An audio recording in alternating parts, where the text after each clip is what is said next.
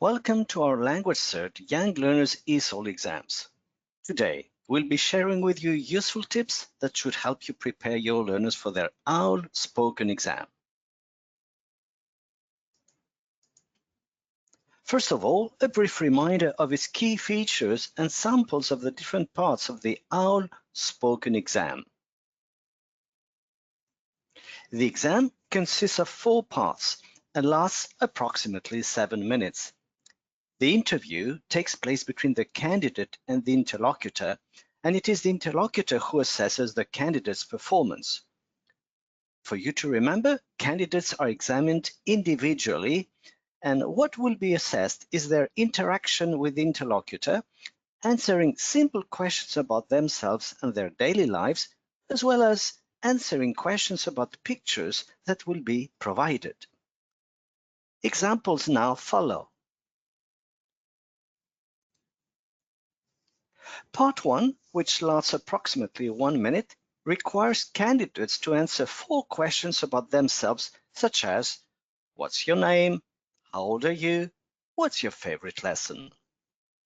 If they cannot answer some of these questions, the interlocutor will use backup questions to elicit some language from them. Part 2 lasts about 2 minutes and asks candidates to look at an object card with 12 objects. The card covers 3 different categories, such as things you can see in a kitchen, things you can see in a classroom, and things you can wear. Candidates are required to identify items from 2 different topic categories and also give the names of objects the interlocutor points to. Here, on the right, you can see the backup questions the interlocutor may have to use.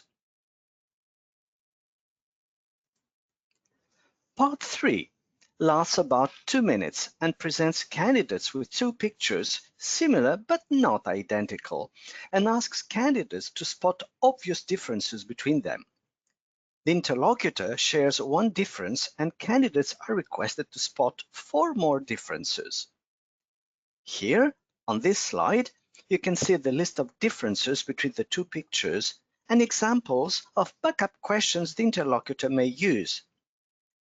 In case the interlocutor needs to resort to backup questions, he or she points to the differences the candidate has not mentioned and provides the first half of the response to encourage the candidate and elicit some language. Finally, part 4, which lasts 2 minutes, requires candidates to look at the scene card where some kind of action is taking place and say 7 things about it. Here, for example, what the 4 children in the picture are doing, what the woman is doing, where the man is standing, etc. On the right, you can also see the possible responses and once more the backup questions the interlocutor may have to resort to.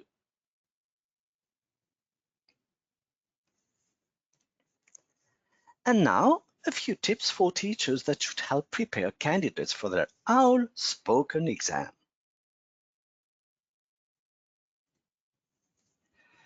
For part 1 of the spoken exam, practice the kind of questions expected on exam day. For example, what is, are, where is, are, who is, how old, how many, is, are, do, does. Refer to the teacher's handbook, the practice papers, and or the grammar syllabus for more information. While practicing, bear in mind the topics, themes to be expected. For example, family, home, friends. Do refer to the teacher's handbook or to the vocabulary list for more details.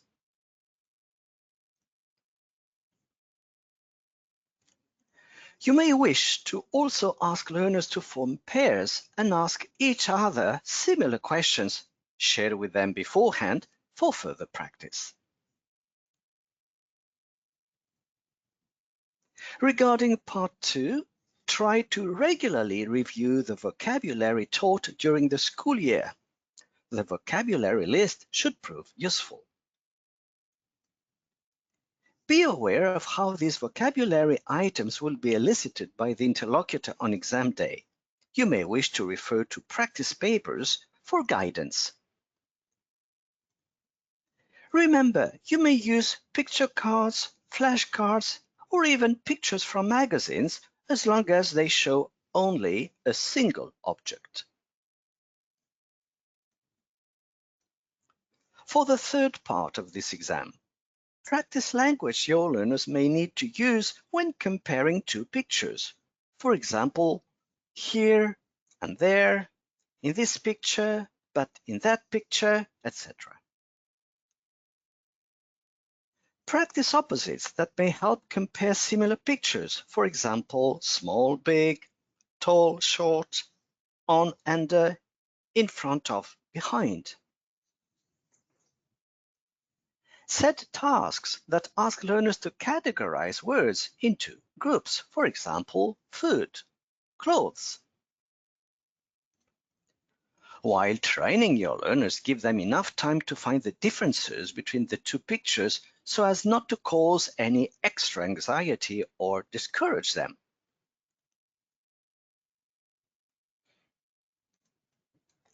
Lastly, for part 4, while practicing again, present learners with visuals, large pictures, posters, with sufficient detail so that they can share sufficient information. If needed, point to certain objects, etc., to help them produce related sentences. You may resort to backup questions to elicit their response. You can refer to practice papers for examples. At times, you may also wish to provide the beginning of the response to lead or encourage them. Finally, remind learners that the order in which they will provide details about the picture is not important.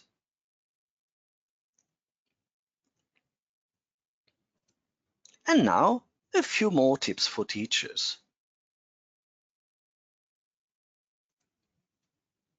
Explain the role of the interlocutor and what is expected on your learner's exam day so that they can be even better prepared. Whenever necessary, introduce an activity before getting into it. This will help them feel even more confident.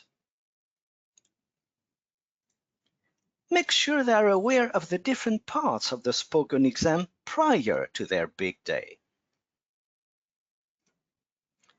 Train them in understanding and following instructions, as well as responding to personal and more general questions. Inform them that, depending on the task, they can form complete sentences if they wish, but that is not mandatory.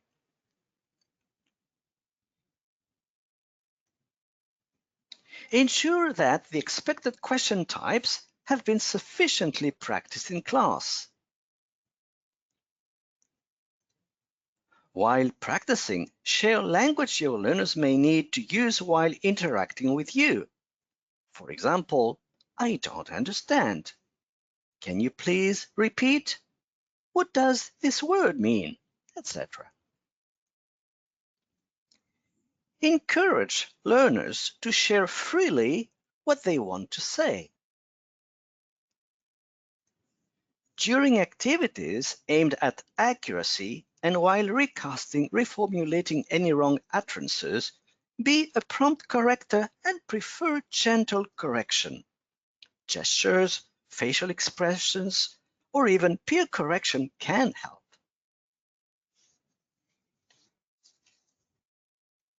Whenever required, before an activity, feed in or review language items that your learners will need to use.